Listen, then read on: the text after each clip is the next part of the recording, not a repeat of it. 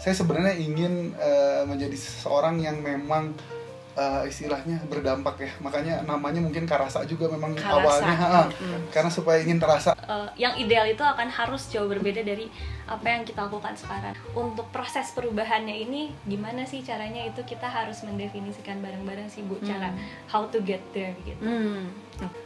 Kalau dimulai dari siapa, bisa dari mana aja, tapi pada akhirnya tidak bisa satu orang yang mau itu menyelesaikan pada saat semuanya tidak berkolaborasi seperti yang tadi Devira bilang gitu.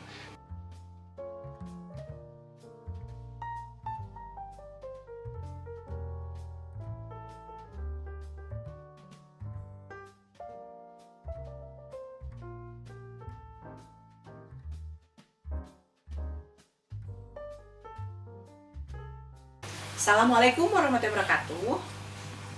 Teman-teman, kita Tunas Nusa, Pilar Tunas Nusa Lestari, beruntung sekali hari ini kita ditemani oleh beberapa orang. Ada Reza, atau kita biasa sebutnya Kak Japra. Itu tuh anggota yang relatif paling senior ya. Beberapa gitu ya, ada beberapa juga yang senior juga. Nah kemudian ada yang paling baru nih, Devira namanya. Devira ini nanti cerita ya dari mana ya, cuman bergabung dengan Tunas Nusa. Nah ini Kang Andi yang angkatan 2014 ya. Bohong. 14. Ini adalah dari Karasa, jadi mitra kami yang terbaru begitu ya.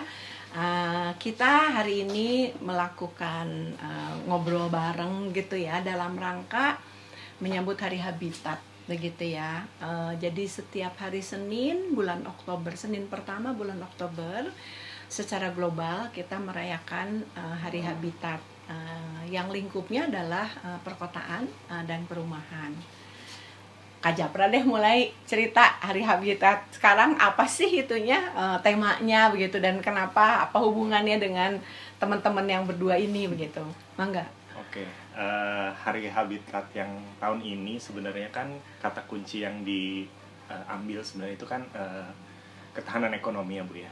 Karena kita udah melewati masa yang lumayan gelap nih beberapa tahun kebelakangan, pandemi ya. Yang semuanya itu kita susah struggle bareng-bareng lah gitu. Jadi Hari Habitat tahun ini tuh kita tema utamanya adalah bagaimana kita melihat ke depan apabila terjadi sesuatu seperti yang sebelumnya, pandemi lagi, yang semoga nggak terjadi lagi gitu ya. Kita udah berketahanan gitu secara ekonomi, secara lingkungan, secara fisiknya juga gitu ya, secara sosialnya juga begitu. Jadi kita pengen ngobrol-ngobrol nih, kalau menurut Mbak Devira sama Kang Andi gitu ya, bagaimana sih kondisi dari perkotaan kita atau lingkungan kita pasca pandemi ini nih sekarang ya Bu ya. Apakah kita udah kembali pulih atau kita masih mulai meraba-raba untuk bangkit? Terus nanti mungkin juga kita bisa ngobrol-ngobrol kalau pendapatnya dari Devira dari Carbon Ethic dan Kang Andi dari Karasa itu apa yang mesti bisa kita lakukan ya untuk bisa bertahan secara ekonomi dan lingkungan. Kurang lebih itu sih Bu kalau dari Hari Habitat yang tahun ini itu adalah ketahanan ekonomi. Sebelum nanti ke Devira maupun Kang Andi ya, jadi kita kan tahu sekarang kita kepanasan ya. Hari ini Bandung 34-35 derajat, luar biasa deh panasnya begitu, dan itu jarang.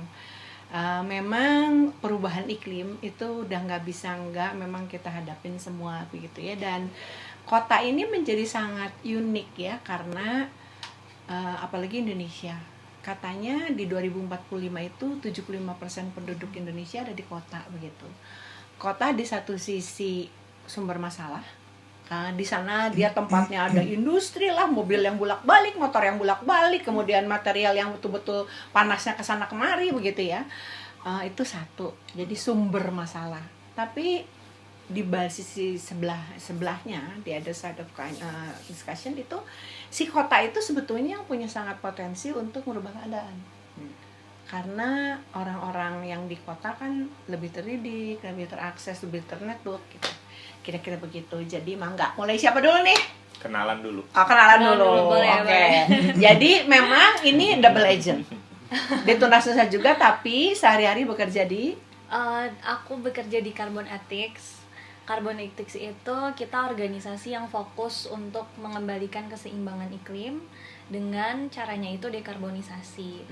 Untuk saat ini kita fokusnya ke ekosistem blue carbon, atau blue carbon itu ekosistem karbon yang ada di pesisir seperti mangrove, lamun, dan lain-lain gitu. Tapi kita sekarang setelah bertemu Devira itu juga sangat sadar bahwa selama ini kita bergerak di karbon yang hijau ya. Betul. Jadi ada yang biru dan ada yang hijau. Sebetulnya tidak seluruhnya hijau sih, karena dengan Dinas Sumber Daya Air dan Bina Marga Kota Bandung kita menata ulang sistem tata air. Jadi birunya tapi biru di darat gitu kira-kira gitu. Gimana menurut Devira? Apa hubungannya sih yang kita lakukan bareng-bareng di komunitas dengan diskusi isu dialog yang di tingkat globalnya gitu? Yang di tingkat global tadi kan benar banget kata Ibu Ramalis ya, kalau misalnya kota itu saat ini populasinya 50% manusia di kota, dan nanti katanya di tahun 2000 mendekati 2050 ada hampir 70% lebih, dan itu akhirnya jadi sumber emisi karbon pun terpusatnya di perkotaan, sedangkan yang merasakan dampak dari emisi karbon tersebut itu nggak hanya di kota tapi ya seluruh area, setiap negara, setiap daerah, semuanya jadinya punya punya tujuan yang sama nih, karena udah di luar masalah politikal, udah di luar masalah ekonomikal, tapi kita pengen sama-sama mikir gimana caranya bisa mengembalikan keseimbangan selamat di iklim. dunia ya, selamat dan hidup di dunia gitu. Iya. Dan ya hubungannya tadi di kita mungkin di skala kecilnya, tapi itu bagian dari movement yang lebih besar di skala global gitu. Dan memang jadi mungkin harus dikasih tahu juga ya, tadi kita sama-sama sepagian itu bekerja di RT 2 RW 8 Kelurahan Kebonjeruk, Kecamatan Andir. Jadi kita sama-sama mencoba menggerakkan di tingkat komunitas apa yang bisa mereka lakukan untuk memperbaiki iklim mikro. Memang jadi kita tadi nanam-nanam, kemudian sebelum memilah sampah bikin kompos, kemudian bikin mural, menyampaikan pesan kepada warga dan seterusnya begitu. Nah, barangkali juga teman-teman perlu tahu bahwa bukan cuma Tunas Nusa loh. Karasa ini banyak sekali geraknya, tapi terutama harus dengan anak muda ya. Yeah. Kenapa? Biar tetap awet muda. Ya, biar awet muda, pertama itu tujuannya. Karena obrolan dengan anak muda kan berkembang ya. Dan anak muda manusia masa depan Iya, ya. manusia masa depan yang akan melanjutkan. Jadi fokusnya memang di anak muda, dan memang tujuan kita kalau dibilang sebenarnya bukan anggota anak-anak mural ya, tapi kita sebenarnya fokusnya ingin membangun si SDM kreatif gitu. Jadi karena buat kita balik lagi yang paling sulit dalam organisasi itu adalah sebenarnya regenerasi kan, dan menciptakan aktor sebenarnya. Anggaplah kita menjadi aktor nih saat ini gitu, mungkin aktif nih, tapi saat kita selesai misalnya sudah tidak menjabat lagi gitu misalnya, atau sudah tidak melakukan gerakan lagi, apakah itu akan ada keberlanjutan? Makanya sebenarnya tujuan kita sih sederhana sebenarnya kalau di Karasa itu ingin menciptakan ketua RT dan ketua RW yang punya gagasan kreatif gitu.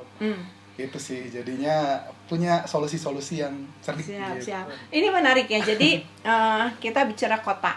Jadi katanya UN Habitat itu waktu menetapkan tema hanya dengan kota yang punya resiliensi kuat.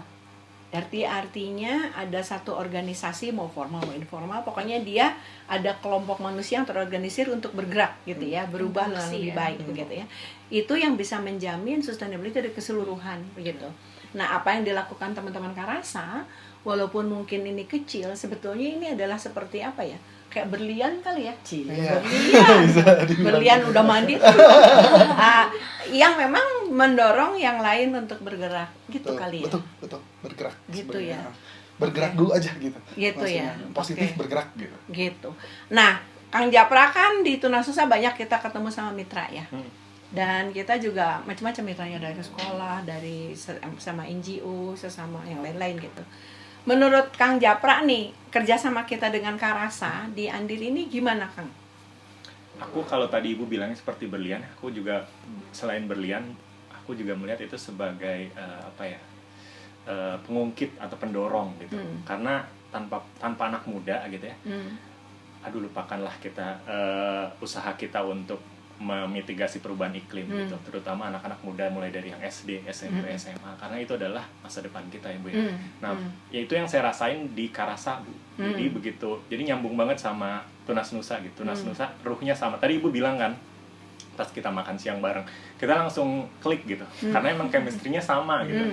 Yayasan Tunas Nusa, kita kata kuncinya kan tunas. Jadi memang tunas inilah yang bisa memberikan buah di depannya. Apabila tunasnya udah tidak dirawat gitu di awal, itu juga nggak akan memberikan buah yang baik gitu ya. Tapi insya Allah kalau kita bisa menanam dengan yang Karasa tanamkan gitu ya, kedepannya nih teman-teman yang tadi makan siang bareng kita, nanti juga yang bahkan yang ngechat bareng kita tadi ya Ibu ya di Andir, itu saya percaya bisa membawa ketahanan di masa depannya gitu. Jadi kalau misalkan ada sesuatu terjadi di masa depan, itu lebih resilient, lebih bertahan. Kalau menurut aku gitu sih. Devira kerja di Karbon Etik, sangat berbeda ya entitas organisasinya dengan Karasa, dengan Tunas Nusa, walaupun dulunya juga NGO gitu ya. Menurut Devira, apa sih sebetulnya yang harus kita dorong gitu ya? Karena kan sebetulnya klik atau tidak klik, Betul. cocok atau tidak cocok, ya kita harus kerja bareng, bener nggak? Benar. Ya, karena kan dunianya cuma satu. Menurut Devira gimana nih? Apa yang harus kita lakukan supaya lebih banyak lagi gerakan-gerakan seperti ini yang bisa meningkatkan resiliensi kota? Ini menarik Bu, aku punya pendapat sendiri soal ini, soal kolaborasi ya. Mungkin sebelum kita mikir gimana caranya kita bisa kolaborasi, aku pengen mendefinisikan dulu kolaborasi seperti apa gitu yang sebenarnya kita inginkan. Karena kalau misalnya aku ingat dulu ada framework dari CPI, kalau nggak salah mereka punya beberapa tahapan governance di suatu kota gitu kan. Yang paling bawah itu jadi bentuknya seperti piramid, yang paling bawah itu inform, terus aku lupa pokoknya informed atau berpartisipasi, involve, lalu ada collaborations, yang paling tinggi itu ownership. Nah, mungkin kita harus mikir dulu sekarang itu kita maksudnya sebagai gimana? Kita ada di tahapan mana nih sebagai organisasi atau sebagai masyarakat gitu. Kalau misalnya di inform berarti kita sekedar tahu aja apa yang terjadi sih di Kota Bandung, mungkin yang konteksnya saat ini gitu. Terus naik lagi ketika kita involve berarti kita sudah terlibat dalam perkembangan di Kota Bandung, dan ketika kolaborasi kita sudah lebih terlibat lagi. Nah, sekarang pertanyaannya apakah kita sudah cukup punya informasi tentang apa yang terjadi di Kota Bandung gitu, dan juga terkait involvement dan juga collaborations, karena ada perbedaan antara partisipasi juga kolaborasi. Ketika perbedaannya tuh di partisipasi itu masih ada relasi kuasa, kita involve tapi hanya sebagai partisipan gitu, sedangkan tidak ikut mengambil keputusan. Betul, di kolaborasi kita punya posisi tawar atau resource yang emang dibutuhkan dari kita gitu, yang bisa mengintegrasi itu semua seperti pemerintah setempat misalnya ya, untuk bisa mengajak semua pihak berkolaborasi gitu, supaya yang gerak tuh nggak sendiri-sendiri nih, dan kita dilibatkan, expert, ahli semua dilibatkan. Seperti aku ingat dulu di Jakarta tuh buat branding mereka melibatkan, even buat city branding mereka melibatkan ahli brand gitu kan, untuk Plus Jakarta waktu itu. Jadi masyarakat dan warga ini nggak hanya menjadi objek partisipan, tapi juga menjadi subjek dalam kolaborasi gitu sih Bu. Kalau menurut tadi kita waktu di meja makan bercanda ya, bagaimana sebetulnya waktu kita di masyarakat itu pasti kita ketemu dengan Pak RT, Pak RW, Pak Lurah, Pak Camat, kemudian dari OPD dan sebagainya begitu ya. Karasa merasakan punya pengalaman yang spesifik, kami juga punya pengalaman spesifik gitu ya. Saya mau tanya nih, ketiga ini gitu. Sebetulnya kita kan ini membuat satu aksi ya, movement ya. Siapa yang harus mulai? Apakah harus selalu pemerintah?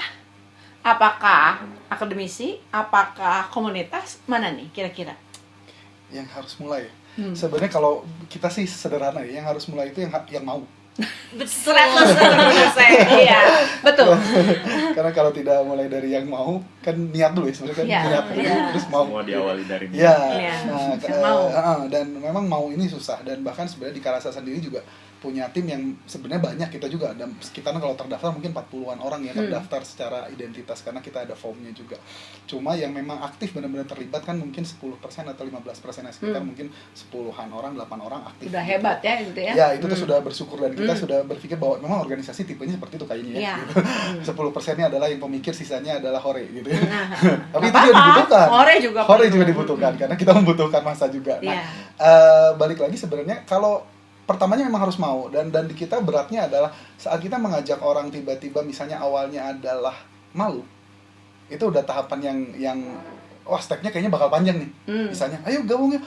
Malu. Isin Gitu. Nah, sedangkan kita kan mengaktifkan seseorang itu berangkat memang dari anak muda dan anak kecil ya, anak-anak. Karena memang yang lebih istilahnya takut nggak sopan nih saya ngajak tiba-tiba ini gitu ya. Jadi mendingan ngajak yang memang seumuran sama yang di bawah kita gitu ya ngajak. Nah, dari situ ya intinya adalah yang mau dulu gitu. Mau nggak? Mau, tapi maunya bukan karena orang tua ya, maunya memang karena sendiri. Mau dulu. Emang Nah, kepo gitu iya, ya? kepo, dan memang ternyata tertarik. Biasanya memang yang mengikat kita tuh kan biasanya acara 17-an ya. Iya. Anak-anak tuh sebenarnya anak-anak muda tuh keren saat ada 17-an. Dan Iya. itu sebenarnya harusnya kita Lebih manfaatkan dibikin momentum. 17-annya Betul, jangan cuma jangan Agustus 17 aja. cuma Agustus aja. Setiap Di bulan tuh ada 17-an. Bagus. Jadi supaya mereka juga ngerasa bangga loh, anak-anak muda itu bangga dan pengen terlibat. Dan Oke. kadang kalau 17-an tuh tiba-tiba ini anak mana tiba-tiba Ya, mau macam unggul ya. gitu. Nah, berarti kan itu adalah momentum yang tepat Iya. gitu. Itu sih Ada. kalau dari saya. Kalau kata Devira, siapa yang harus mulai? Orang pinter dulu atau siapapun boleh? Yang kalau aku yang bisa dikontrol tuh paling diri sendiri dulu ya. Oh, good. Oke. Bisa dapat Pasti yang bisa dikontrol dari diri sendiri dulu. Tapi kita harus bisa, karena tadi ya Kang, nggak semua orang tuh mau Ya. masalahnya, dan kumahamun nggak ada yang mau Ya. gitu kan. Jadi setelah kita mau dan kita mau mulai, kita harus bisa mengajak atau menginspirasi orang lain untuk mau juga Iya, gitu. Gimana Jap? Kalau menurut Japra? Japra ini termasuk orang yang tidak suka bergaul sebetulnya. Kalau saya tipe kalau ada keramaian nyumput. Gaulnya sama paper ya. Kalau menurut aku memang menjadi tidak penting siapa yang memulai. Siapapun bisa memulai. Jadi entah itu pemerintah, entah itu komunitas, entah itu bisnis itu, siapapun yang memulai asal mau, dan begitu dia mau, yaitu balik lagi ke Devira, mulai dari diri sendiri gitu kan. Nanti dari satu itu dia mulai mengajak yang lain, akhirnya jadi efek yang bergulir gitu Bu. Jadi kalau menurut saya kalau dimulai dari siapa bisa dari mana aja, tapi pada akhirnya tidak bisa satu orang yang mau itu menyelesaikan pada saat semuanya tidak berkolaborasi seperti yang tadi Devira bilang gitu. Jadi pada saat udah mau, bagaimana dia bisa menginformasikan kepada yang lain, akhirnya yang lain bisa tergugah dan akhirnya menjadi naik lagi nih tadi tingkat kolaborasinya kan, mulai dari terinform jadi kolaborasi sampai akhirnya semuanya merasa memiliki, kita tuh di bumi yang sama, di dalam perahu yang sama. Memiliki Kalau ownership. memiliki ownership yang sama terhadap bumi ini. Kalau bumi ini ya kalau Lanjut. kita analogikan lanjut. sebagai perahu tenggelam, ya kita tenggelam bareng-bareng. Sekarang kan permasalahannya adalah tidak semua berpikir seperti itu ya Bu. Betul. Masih berpikir Betul. baik-baik saja perahunya. Satu hal sebetulnya yang ingin saya angkat itu ketika kita mau kerjasama, gotong royong atau kolaborasi adalah apresiasi ya. Saya jenis manusia yang yakin bahwa tidak ada orang yang sangat baik dan ada yang sangat buruk. Tidak ada organisasi yang sangat baik. Masing-masing punya ada kelebihan kekurangannya gitu ya. Jadi cuman memang kadang-kadang kita gemes sih karena kan kita kita bernegara begitu ya. Kita tahu sebetulnya de jure secara hukum masing-masing punya tanggung jawab. Misalnya lah dari akademisi kita cari tahu teorinya gimana sih, metodenya kayak apa sih. Mereka kita harapkan kita coba tarik untuk nyaring itu atau untuk menggali itu. Kita minta pemerintah untuk terlibat ya, memang karena mereka tugasnya adalah turbin wasbang, pengaturan, pembinaan, pengawasan dan pengembangan gitu. Tapi kadang-kadang memang mungkin karena kesibukannya dan tanggung jawabnya masing-masing itu kayak blank gitu loh. Ya. Ya jadi ya, kayak saya loh, jadi kayak di dunia kayak di bubble-nya sendiri gitu. Nah, kami bergerak agresif di perkotaan sejak 2012 begitu ya. Dan sepanjang ini kita bekerja sama dengan aneka macam, ternyata reaksi mitra kami juga berbeda-beda begitu. Jadi tadi seperti betul tuh waktu pas di meja makan kita cerita nggak selalu klik kok gitu.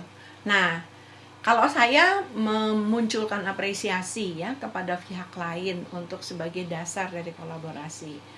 Kalau Kang Andi, apa yang dibutuhkan? Kalau di kita sih sebenarnya untuk apa ya?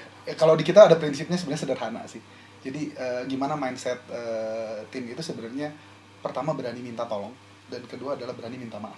Oke. Karena sebenarnya itu adalah kalau buat saya kan sebenarnya tujuannya memang SDM ya, berarti kan mindset dulu yang harus diubah.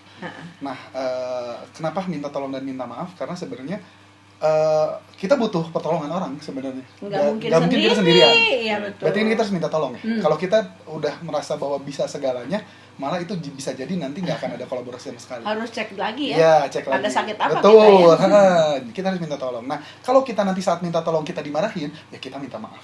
Iya. Gitu loh. Jadi istilahnya ini mental yang kalau buat saya, kalau ke anak-anak nggak apa-apa, daripada minta saran, mending minta maaf. Karena minta maaf itu kita udah lakuin dulu, terus kita tahu akibatnya, oh iya, maaf. Tapi kalau minta saran, bisa jadi sarannya itu akhirnya tidak membuat kita bergerak gitu. Iya. Itu sih, dan dua itu yang kita lakukan. Jadi saat kita apresiasi memang paling penting ya kalau buat saya, apresiasi. Apalagi kalau misalnya generasinya anak-anak muda gitu, karena untuk membuat sebuah gelombang besar itu perlu sesuai apa yang memang mereka inginkan gitu ya.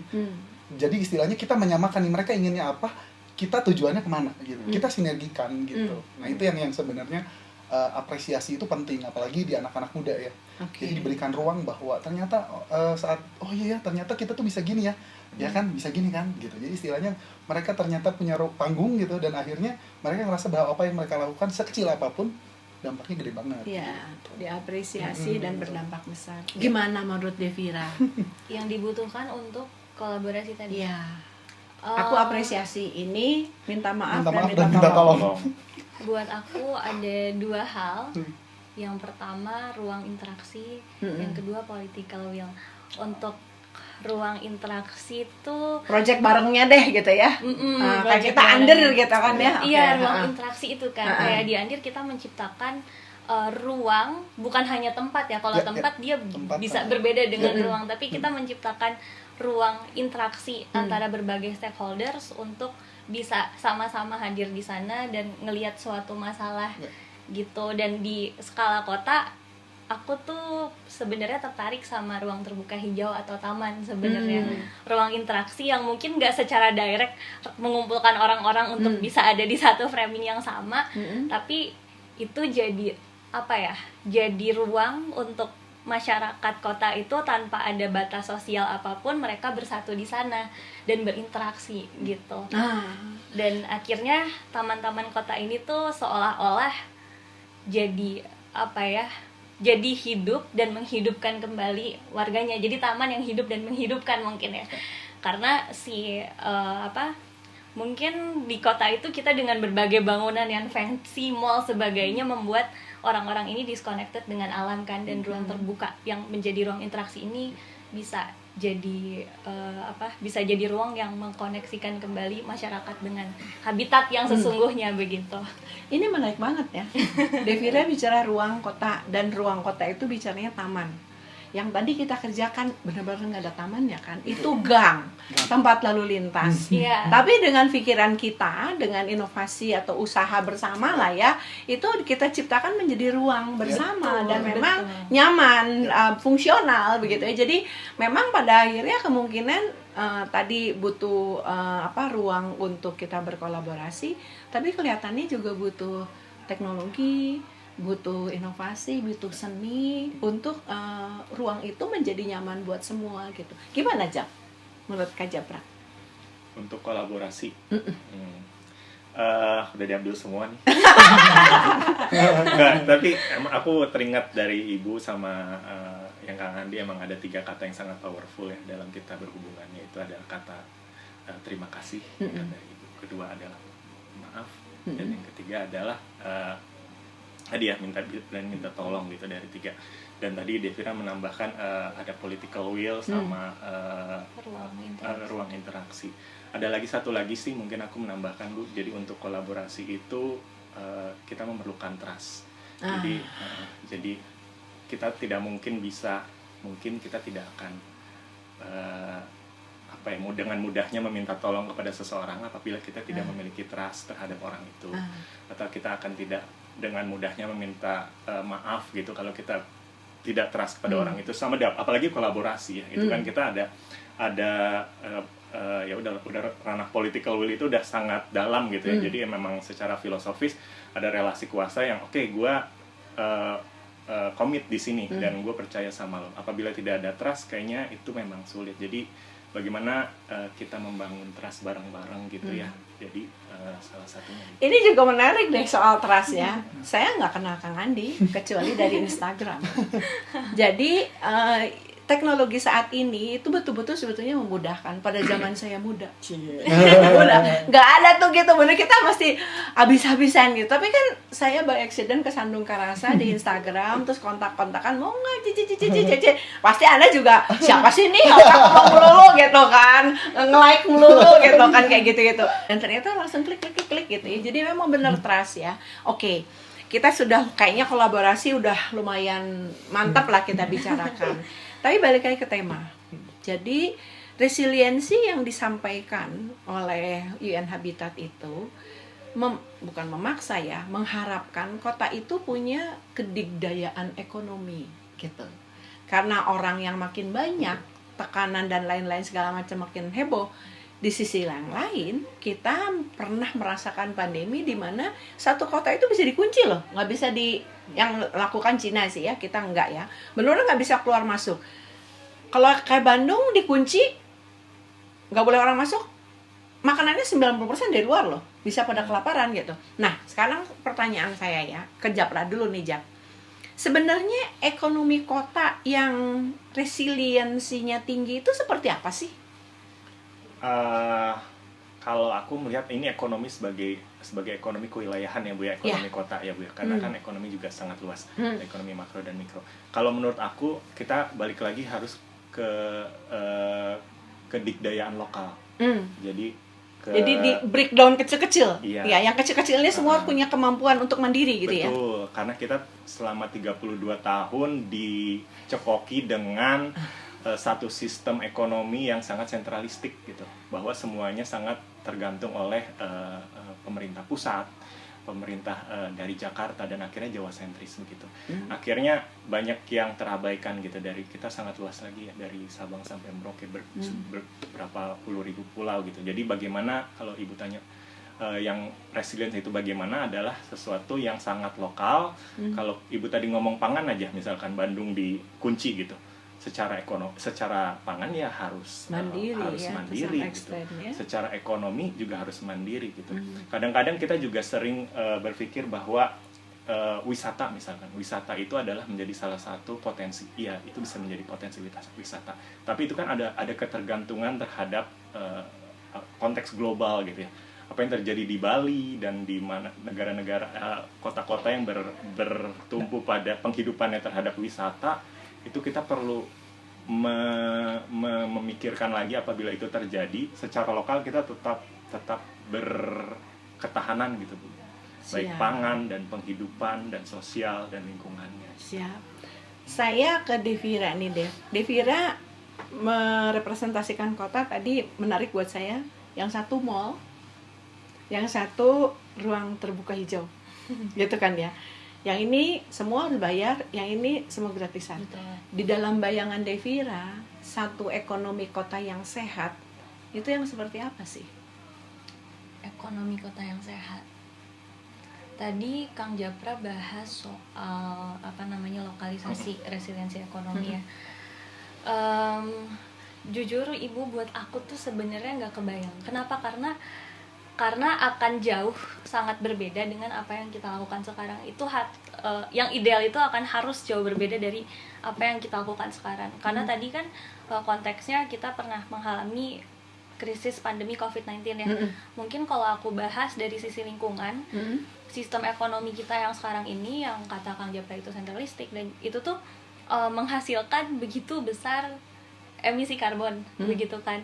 Dan ketika pandemi, ketika semua perekonomian itu kolaps gitu ya, berhenti sejenak, bahkan semua orang nggak berpergian kemana-mana, nggak ada flight, nggak ada transportasi, 2 tahun itu kita hanya berkurang emisi karbon global itu sekitar kurang dari 5%. Gitu, kurang dari 5%. Padahal 2 tahun ya, udah pada berhenti semua ya. Betul, 2 tahun kita kurang 5% doang gitu. Padahal berarti 95% nih kita harus mikir, ternyata menghentikan kegiatan ekonomi dan juga menghentikan orang untuk bepergian tuh nggak cukup untuk bisa mengembalikan keadaan bumi ini gitu. Terus dan kita mungkin nggak mau menghadapi itu lagi. Ada berapa banyak sih korban jiwa saat itu, ada berapa banyak kesakitan yang kita alami lah ketika itu, dan we don't want to repeat itu lagi gitu kan. Jadi aku rasa aku sepakat dengan Kang Japra buat lokalisasi ya semuanya, ya udah yang deket-deket aja gitu, nggak usah lah mikir yang terlalu fancy dan jauh. Tapi untuk proses perubahannya ini gimana sih caranya, itu kita harus mendefinisikan bareng-bareng sih Bu, cara how to get there gitu. Oke. Gimana Kang? Akang kan bergerak sangat di lokal ya, Yeah. sangat lokal gitu ya. Dan memang ini yang membedakan Karasa dengan Tunas Nusa. Jadi kami susah payah untuk bergerak dengan kelurahan sini. Nah, tapi kami kesana kemari gitu ya. Mungkin impactful lah, oke. Tapi kita juga carbon footprint lumayan gede gitu kan. Nah, gimana menurut Akang? Bagaimana caranya kita bisa mendorong kota yang mempunyai resiliensi ekonomi lokal, kalau kata Kak Japra, kalau kata Kak Devira? Berat ya pertanyaannya. Kalau saya sih fokusnya sebenarnya gini, kalau misalnya bicara tentang segala bentuk impact dan apa yang harus kita lakukan untuk menjaga sebuah ketahanan apapun itu ya, mau itu ekonomi, pangan dan lain sebagainya, sebenarnya malah saya merasa bahwa saat COVID ini adalah saat dimana teman-teman di komunitas kita pun aktif bergerak sebenarnya. Dan saya juga nggak nyangka ya bahwa di tahun 2020 itu adalah kegiatan Karasa yang paling penuh gitu. Dan puncaknya. Kenapa? Karena kita menyadari bahwa sebenarnya yang kadang kita lupakan adalah tetangga kita. Jadi di saat COVID kita jadi ingat tetangga. Semua informasi di masjid, jadi kita penasaran, ini siapa ya yang meninggal, siapa yang ini, siapa yang. Nah, aware itu akhirnya membuat anak-anak, dan saya cukup bersyukur ya ada di Cijerah, di mana kawasannya sebenarnya kawasan yang sedikit penduduk lokalnya ya, istilahnya kan, karena banyak semua pendatang karena kan dekat beda-beda sedikit sama New York lah ya. Ya betul, beda dikit lah, tapi biaya hidupnya lebih rendah. Di Kahatex gitu ya, jadi ada istilahnya banyak orang-orang yang sebenarnya akhirnya merasa jadi harus dekat gitu dengan tetangganya. Nah di sini buat saya sih, saya malah merasa dalam artian titik tengah ya, maksudnya bersyukur juga ya, takut juga mungkin nggak pengen lagi terulang gitu ya, tapi bersyukurnya adalah bahwa akhirnya kita jadi mengenal sama tetangga-tetangga kita. Nah buat saya fokusnya di situ sih sebenarnya, saat kita ingat lingkungan terdekat kita, lalu kita sadar bahwa apa yang harus kita lakukan langsung di wilayah sendiri, istilahnya ya itu adalah percontohan di mana ya kita bisa melakukan itu juga nanti suatu saat di skala besar gitu. Misalnya kita berpijak, kayak ngebangun trust betul bahwa ya. Gimana sih sederhananya gitu, misalnya saat anak muda ngebangun kewilayahannya sendiri, kan rata-rata anak muda ya lebih senang ngebangun keluar lain. Karena balik lagi berarti apa sih yang terjadi di lingkungan anak-anak muda ini tidak mau berkontribusi di wilayahnya. Salah satunya adalah waktu itu saya sempat cerita bagaimana sebenarnya di lingkungan itu juga tingkat apresiasinya rendah gitu. Sehingga akhirnya anak-anak muda ini merasa generation gap generation gap yang akhirnya pergi. Nah saya sebenarnya ingin membalikan itu gitu, membalikan bahwa kepercayaan, yuk percayain ke anak muda bahwa ini bisa jadi momentum bagus, dan sebenarnya anak-anak muda itu geraknya cukup luas ya untuk di kewilayahan sendiri. Nah di situ akhirnya balik lagi bagaimana sih sebenarnya kita bisa mengikat tetangga-tetangga kita untuk bisa saling istilahnya menjaga lah. Jadi nggak ngomongin ketahanan secara besar, tapi saling menjaga aja dulu. Jadi trustnya itu ada internal, ada eksternal ternyata ya. Jadi kalau satu organisasi itu ingin kolaborasinya kuat untuk gerakannya lebih di up gitu ya, dia harus menjaga dulu trust di dalam supaya bisa dia ngebangun trust keluar. Oke.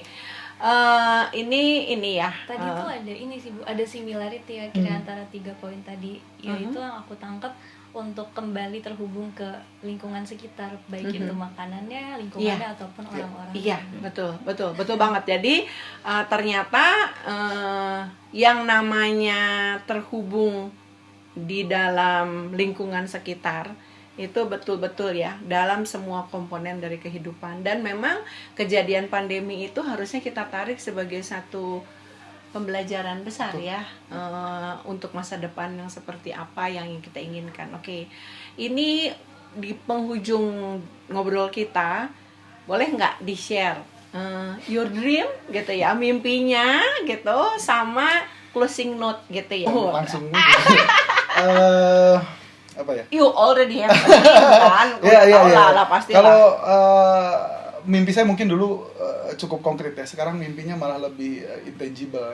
Jadi sebenarnya mimpi saya adalah saya sebenarnya ingin menjadi seseorang yang memang istilahnya berdampak ya. Makanya namanya mungkin Karasa juga memang Karasa. awalnya karena supaya ingin terasa gitu. Dan saya percaya bahwa semua orang juga punya karasanya sendiri gitu ya. Yang istilahnya impact yang ingin dilakukan, dan rasanya dengan melakukan itu adalah hal yang mungkin kalau buat saya tidak akan pernah terbayarkan ya. Karena misalnya saat kita melakukan sesuatu dengan kapasitas kita, dengan sesederhana apapun, yang ternyata bisa berdampak luar biasa buat orang lain, bagi saya ya itu adalah blessing. Itu adalah blessing gitu. Dan nggak semua orang, istilahnya kalau kata istri saya bilang, peduli gitu ya. Jadi istilahnya peduli ke diri sendiri, tapi peduli juga diri sendiri ini harus berdampak ke orang lain gitu. Itu sih. Jadi itu mimpinya sih. Jadi cukup intangible. Agak berat ya. Agak berat, tapi jadinya long lasting. Devira gimana nih? Devira ini sejak masuk ke Tunas Nusa itu banyak sekali komuter ya, Jakarta Bandung ya. Jadi emang harus ditimbang juga nih Dev. Apakah carbon footprint-nya dengan impact-nya cukup apa enggak? Oke, setara nggak, monggo. Aku Your dream. lebih ke urgensi sih, karena berdasarkan IPCC report kita tuh sebenarnya cuma punya 7 tahun lagi untuk menahan krisis iklim, untuk menahan penaikan suhu di bawah 1,5 derajat secara global. Dan mimpi aku ya sebatas itu, gimana caranya 7 tahun lagi tuh kita nggak ngelewatin deadline itu. Dan mungkin kalau di sini konteksnya kota, aku harap tuh semakin banyak ruang-ruang terbuka yang hidup dan juga menghidupkan sekitarnya, dan orang-orangnya juga punya tadi ya, karena awalnya punya kemauan untuk bisa mewujudkan dan mengadvokasi itu. Good. Jam? Kalau aku mirip-mirip kali ya sama Kang Andi. Jadi kan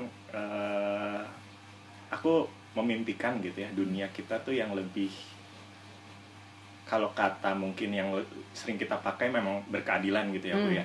Berkeadilan dalam apapun gitu ya, ekonominya, berkeadilan dalam penyediaan rumahnya, penyediaan pangannya, semuanya gitu. Akses ke resources ya. Tapi mungkin memang kalau kita tarik kepedulian keberadilan itu memang dimulai dari, saya mungkin akan berharap seperti Kang Andi, kita semua punya cukup kesadaran untuk bisa menjadi manusia yang lebih peduli atau care.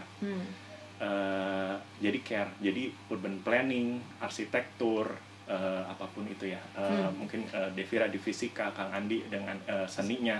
Apabila semuanya itu diawali dengan kepedulian satu, sama mungkin inovasi juga ya, dari inovasi, dan jadinya kita bisa mencoba mendekonstruk sistem yang saat ini ada supaya bisa menjadi lebih berkeadilan. Mimpinya itu sih emang.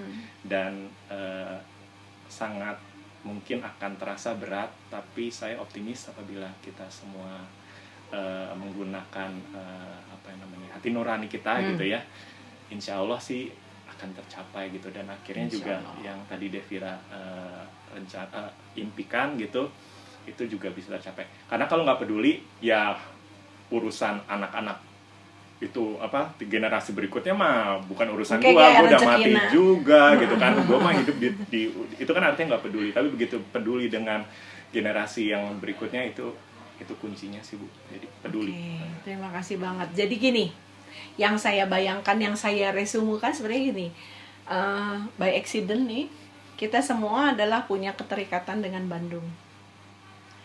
Devira sekolah lahir di sini ya? Lahir di Oke. Japra sekolah di sini ya, lahir tidak di sini. Kang Andi lahir di sini dan orang sini, sekolah sini. Saya juga demikian begitu ya. Sebetulnya bisa dikatakan bahwa kita berempat walaupun berbeda generasi adalah kelompok manusia yang diberi berkah ya. Gitu, karena tidak semua orang punya akses kepada pendidikan, punya akses kepada kota yang memang mungkin menginspirasi begitu. Kemudian punya kebetulan bertemu dengan teman-teman yang bisa seiring dalam kebaikan gitu.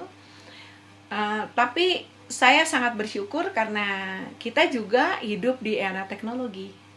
Apa yang kita rasakan, apa yang kita pikirkan, apa yang kita mimpikan, ini bisa kita sebarluaskan melalui sosial media. Dan ini apa yang kita coba gulirkan begitu. Karena kalau nggak salah RW di Bandung tuh 500-an ya kalau nggak salah. Kita baru mulai dengan 1 RT blank. Jadi saya tidak berniat untuk jadi wali kota karena pusing begitu ya. Tapi gini, mungkin mudah-mudahan apa yang kita kolaborasikan, apa yang kita rintis pelan-pelan, ini udah 3 minggu ya kita bergerak ya bareng-bareng begitu di Kecamatan Andir, itu bisa sampai kepada audiens ya, orang-orang, kelompok-kelompok, organisasi yang pasti sudah punya niat baik gitu, cuman belum ketemu jendelanya gitu ya. Jadi kita coba tayangan ini dalam rangka merayakan Hari Habitat Global, dalam rangka berpikir secara global bahwa seluruhnya tidak boleh lebih dari 1,5 derajat kenaikan.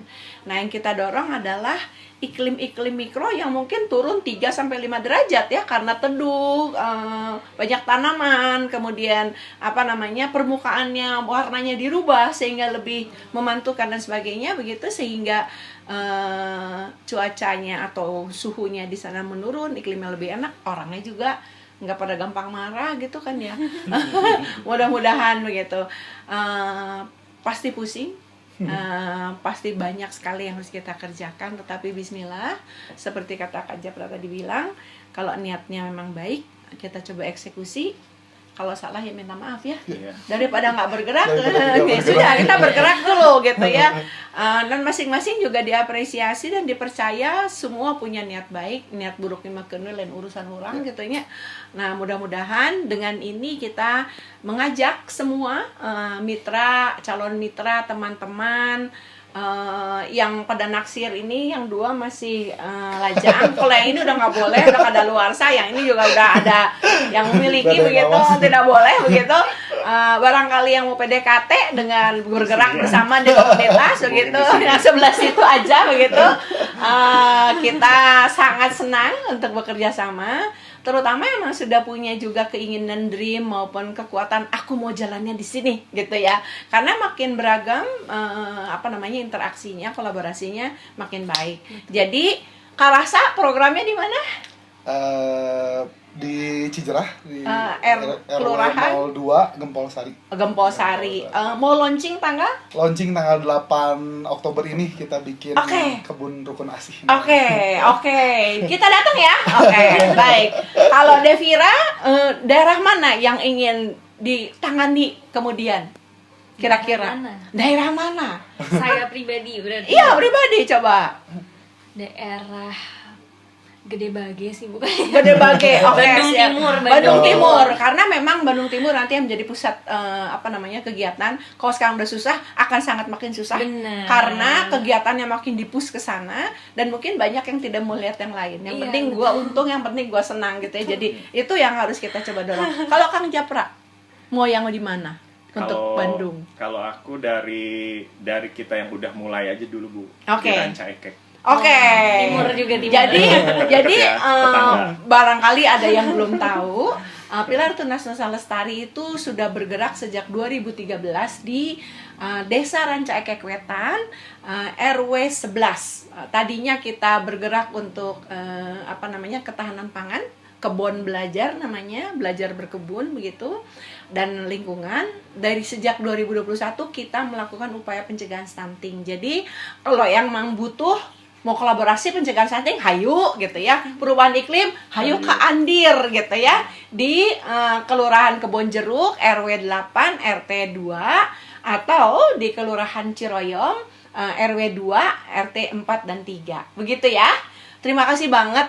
Mudah-mudahan Karasa tetap kita seiring dalam kebaikan ya. Kita jalan sama-sama. Teh di Devira, kita coba usahakan Deviranya ke Tunas Nusa, tapi juga kita coba bergerak karbon hijau dan biru ya. Oke. Dengan karbon etik ya. Kang Japra dengan IKN nih sudah ya kira-kira, tapi coming soon ya. Oke, ada statement last. Kalau saya sih intinya tadi sih, jadi kalau misalnya ingin melakukan sesuatu apapun gitu ya, pastikan memang sebenarnya niat kita memang tulus untuk kebaikan gitu ya. Dan itu yang sebenarnya sulit untuk menemukan orang-orang yang memang niat untuk berbuat baik ya, bukan ada niatan gitu. Untuk nyalon. Untuk nyalon gitu ya.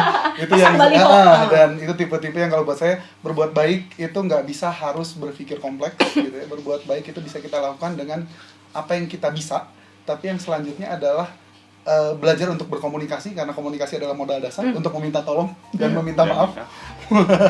Jadi berkomunikasi lalu berangkat dari lingkungan terkecil kita dulu gitu.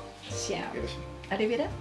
Aku mungkin jangan lupa untuk kembali connect ke alam. Jangan sampai imajinasi kita itu dibatasi oleh kaca-kaca dinding gedung ataupun dinding-dinding rumah ya yang nggak pernah keluar rumah, tapi ya explore di luar rumah, jalan-jalan, lihat alam gitu. Siap. Nggak Japra? Aku meresumekan aja. Mari kita sama-sama belajar untuk mengapresiasi, berterima kasih untuk teman-teman yang membantu kita, meminta tolong supaya kita bisa berkolaborasi lebih baik, dan meminta maaf kalau misalkan ada salah. Iya, Kita bisa lebih peduli lagi sama semuanya. Siap. Terima kasih ya semuanya ya. Bismillah, mari kita bergerak bersama untuk Indonesia yang lebih baik.